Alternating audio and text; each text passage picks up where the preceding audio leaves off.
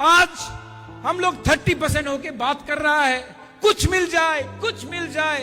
अरे एक टाइम पूरा राज्य आपका था और आज दखल करो एडीसी का बात हो रहा है, दखल करो। कितना छीनोगे, कितना लोगे?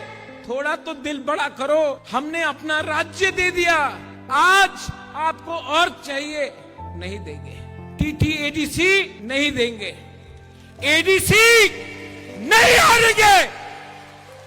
और ये फाइट अब बुबागरा का नहीं है, ये फाइट हर वो माँ बाप का है जो अपना बच्चा को एक अच्छा भविष्य देना चाहता है। ये फाइट हर यूथ का है जिसको शिक्षा चाहिए।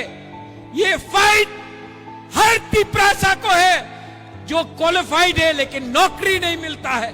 ये फाइट हम सब का है जिसको बोला जाता है चिंकी, चाइनीज, मोमो, ये बंदर, हम लोगों को मजाक उड़ाया जाता है, हमारा औरत का मजाक उड़ाया जाता है।